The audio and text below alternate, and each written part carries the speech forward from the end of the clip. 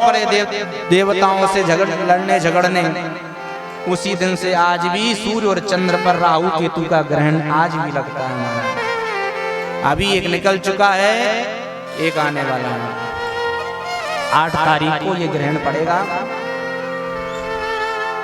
तो देवताओं ने जब अमृत पी लिया तो दैत्यों को बड़ा बुरा लगा। दैत्य देवताओं में देवासुर संग्राम छिड़ गया। 12 साल तक देवासुर संग्राम चला। सारे दैत्य मारे गए, देवता अमृत पी चुके थे। शुक्राचार्य जी ने मृत संजीवनी बूटी खिला करके पुनः दैत्यों को जीवित कर लिया। अब राजा बलि से कहा, बलि तुम देवताओं पे ऐसे विजय प्राप्त नहीं कर सकते, तो क्या करना होगा? बोले पहले यज्ञ करो, ब्राह्मणों को खुश करो। यदि ब्राह्मणों ने तुमको आशीर्वाद दे दिया तो जरूर तुम्हारा कल्याण होगा। सुखदेव जी महाराज कहते हैं, राजन इस तरह देवताओं को भगवान ने व्रत बताया है। जब देवताओं की माता अदिति अपने पति कश्यप के पास पहुंची है, तो जिनको भी वामन भगवान की तरह अपना पुत्र चाहिए ऐश्वर्यवान, तो फाल्गुन के महीने में 12 दिन तक दूध पी करके वो माताएं व्रत करें और 12 दिन तक भगवान नारायण का अर्चन करें। फाल्गुन श्यामले पक्षे द्वादशाहं पयोव्रत अर्चयेन्दरविन्दाक्षं भक्त्या परमयान्विता। ये फाल्गुन के महीने में व्रत होता है। आज अदिति ने व्रत किया, अदिति ने व्रत किया और आज साक्षात अदिति के गर्भ से भगवान की अवतार वामन प्रकट हो रहे हैं। बोलिए वामन भगवान जय हो। भादों का महीना आ गया, शुक्ल पक्ष आ गया और द्वादशी तिथि आ गई। आज साक्षात भगवान ही अभिजित नक्षत्र में ठीक 12 बजे दिन में वामन भगवान ने आज सारे देवताओं के बीच प्रागट्य कर लिया। प्रेम से बोलो वामन भगवान की जय हो। सारे देवी देवता पुष्पों की वर्षा कर रहे हैं। आइए हम भी अपने भगवान वामन को मनाएं।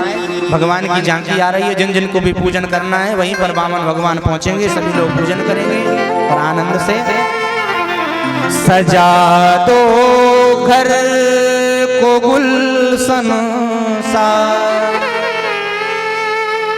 मेरे सरकार आए हैं। सभी लोग भाव से तालियों की सेवा करते हुए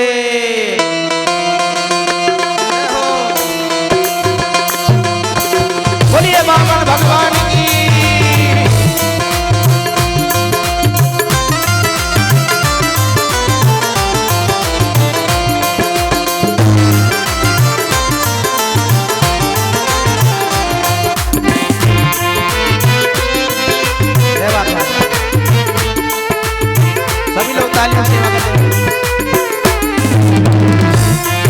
मेरे सरकार आए हैं, मेरे सरकार आए हैं, मेरे सरकार आए, मेरे सरकार आए हैं, मेरे सरकार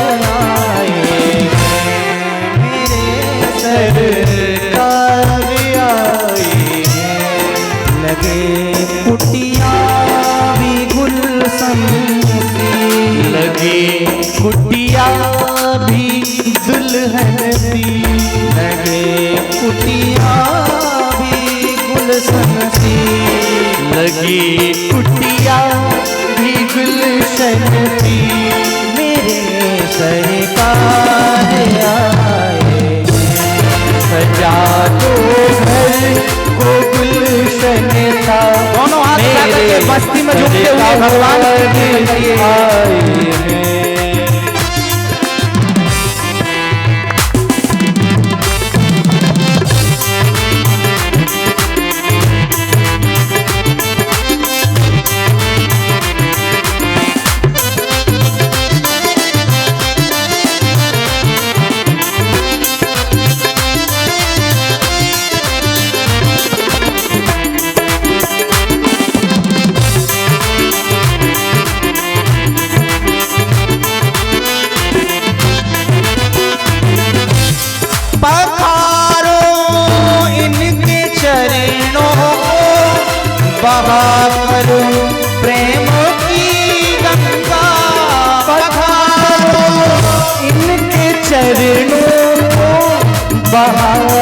करे प्रेम की गंगा।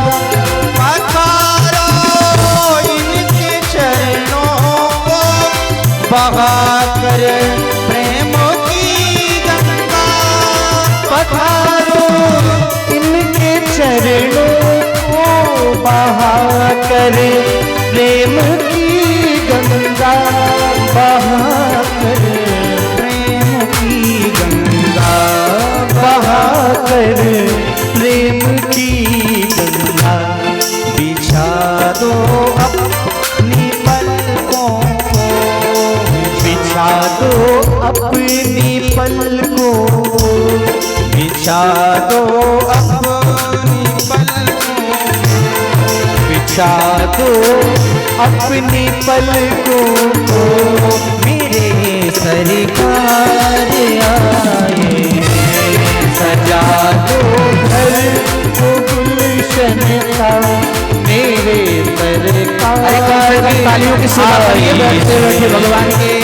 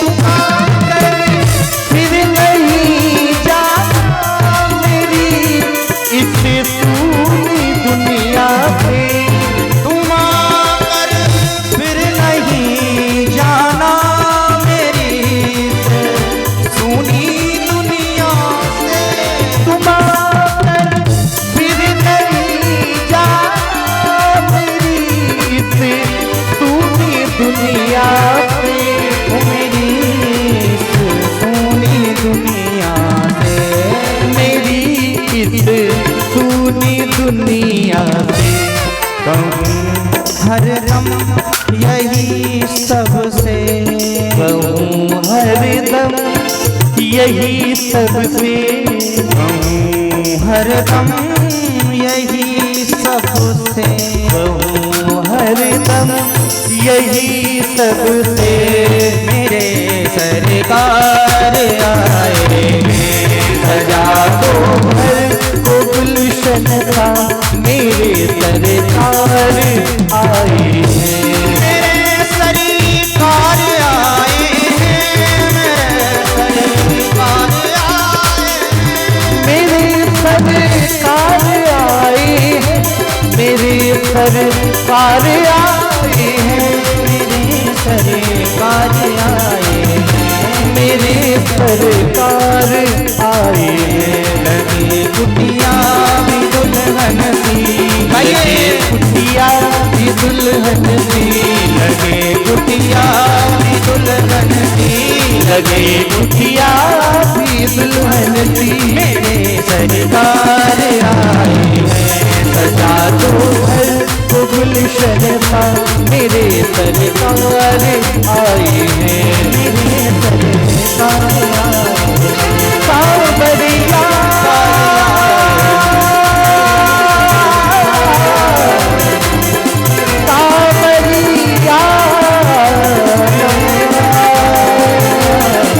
सावरिया सावरिया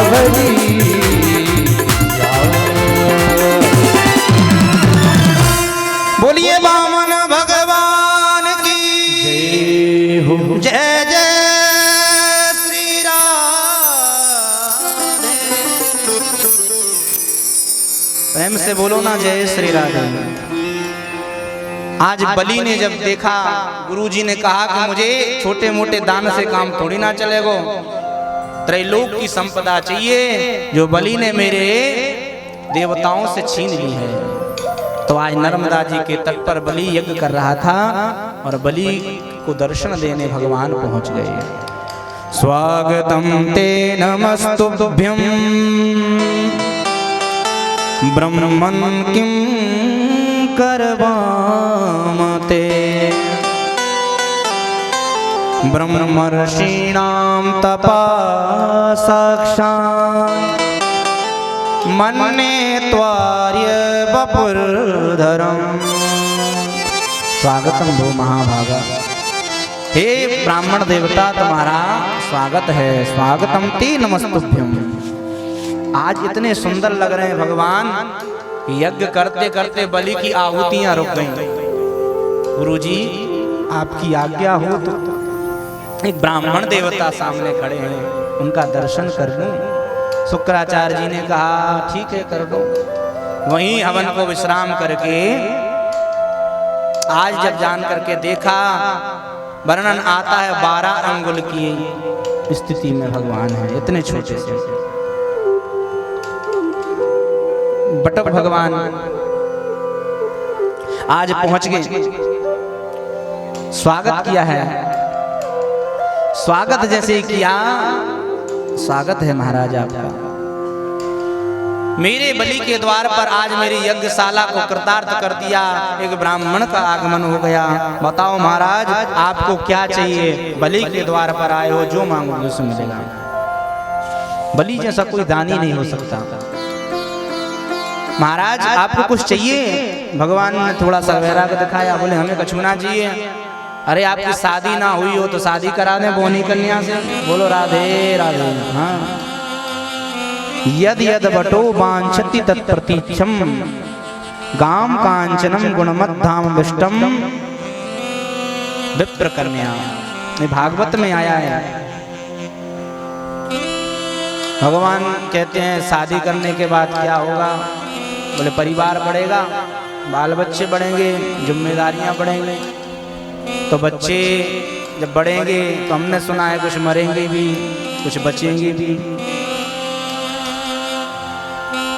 बलि ने कहा वो तो होगा, तो फिर रोना भी पड़ेगा। बलि कहता तो किराए से थोड़ी रोवे वाले लाओगे, तुमको कोई रोना पड़ेगा। भगवान कहते ना ना ऐसी शादी नहीं करना जिसके बाद रोना पड़े, बिल्कुल नहीं करना। ठीक है, तो आप कछु तो मांगोगे? भगवान कहते हैं हमको कछु ना चाहिए, देना ही चाहते हो तो अपने पैर से 3 पग भूमि दे डालो। इतनी सी भूमि में क्या करोगे महाराज? तुमको मांगना भी नहीं आता। बोले हम इसलिए मांग रहे हैं जहाँ भी आसन लगाए लोग हमें जीने नहीं देते। भजन करो तो आज जहाँ भजन कर रहे हो कल मंदिर बना के खड़ा कर देना, परसों आके जमा नहीं लगना। ऐसा आज के लोग कहते हैं, इसलिए हमको 3 पग भूमि चाहिए ताकि हम भजन कर पाए बैठते। ये सारा वृत्तांत बलि और भगवान वामन का गुरुजी सुन रहे थे, दौड़ करके आ गए। कहते हैं बलि ये वामन भी नहीं है, ये तो छलिया है, ये 53 है। बोलो राधे राधे। एस वेरोचने साक्षात भगवान विष्णुरव्यया। अरे विरोचन नंदन बलि तुम अंधकार में मत जाओ, ये साक्षात भगवान विष्णु है। अच्छा, कश्यपाद दितिर जातो दीवानाम कार्य साधक। कश्यप और अदिति का बेटा बनकर के देवताओं के कार्य साधने के लिए पैदा हुआ है। ये तुमको छलने आया है, खबरदार जो इसको कुछ भी दिया। ज्यादा धन हो जाए तो धन को 5 जगह बांट देना चाहिए। सभी से एक बात निवेदन है, ये कौन कह रहा है, किस परिस्थिति में कह रहा है, इसका ध्यान जरूर रखना। ये शुक्राचार्य जी अपने यजमान से कह रहे हैं इस परिस्थिति में, ताकि सब लुटने वाला, नहीं तो झूठ बोलना पाप है। लेकिन यहाँ शुक्राचार्य जी कहता मैंने कुछ नहीं दिया और ज्यादा ही धन है तो धन को 5 जगह बांट देना चाहिए। पहला धर्माय, यशसेर्थाय, कामाय, स्वजनाय च, और 5वां हिस्सा अपने लिए बुढ़ापे के काम के लिए। पंचदा विभजन मित्रम यह मूत्र च मोदते। राजा बलि ने कहा महाराज मेरे द्वार पर एक ब्राह्मण आया, मैं कैसे इसको ना दूं? 1 लाख रुपए कमाते हो तो उसका एक हिस्सा 5 हिस्सा कर लीजिए, एक हिस्सा धर्म में लगाइए ताकि आपकी बुद्धि शुद्ध हो, दूसरा हिस्सा अपने यश कीर्ति में लगाइए, तीसरा हिस्सा अपने कामनाओं की पूर्ति में लगाइए, चौथा हिस्सा अपने स्वजनों को कभी काम आ जाए तो उनको भी दे दे, और 5वां हिस्सा बुढ़ापे के लिए रखना चाहिए। क्या पता कैसा बालक निकला, पुत्र ने सेवा करी कि ना करी, इसलिए छुपा करके रखना चाहिए। प्रेम से बोलो राधे राधे। शुक्राचार्य जी कहते हैं बलि अभी भी कुछ नहीं बिगड़ा है, कह दो मैंने कुछ नहीं दिया ना मैं कुछ दूंगा। महाराज आप झूठ बोलने के लिए कहते हो, झूठ बोलना तो पाप है ना। गुरुजी कहते हैं 6 जगह पर झूठ बोलने से भी पाप नहीं लगता। ये शुक्राचार्य जी कह रहे हैं, भगवान नहीं कह रहे। पहले नंबर की माताएं, बोलो राधे राधे। पुरुषों को माताओं से झूठ बोलने में पाप नहीं लगता। स्त्रीषु नरम विवाहे च वृत्यर्थे प्राण संकटे गो ब्राह्मणार्थे हिंसायाम नामृतम स्यात् जुगुप्सितम। जो माताएं रोज डिमांड करती रहती हैं, आज दिवाली, आज दोस्त, तो आज ये तो कल वो, वही देख देख कर वो हार दिखा रही थी, मैंने भी सोचा कल ही ना खरीदवाई तो कहना, बहुत दिखा रही थी। कथा में गई, साड़ी पहन कर आई, जैसे हम पर साड़ी ना हो, मेरा नाम भी नहीं, मैं कल ही ना खरीदूं। अब बेचारे पति की पॉकेट में चाहे हो चाहे ना हो, उस समय यदि पति देवता झूठ भी बोल दें कोई बात नहीं, अगली सैलरी मिलेगी तो दिला देंगे, तो ऐसी जगह झूठ बोलने से पाप नहीं लगता। दूसरा नंबर नर्म। नर्म कहते हैं हास्य परिहास,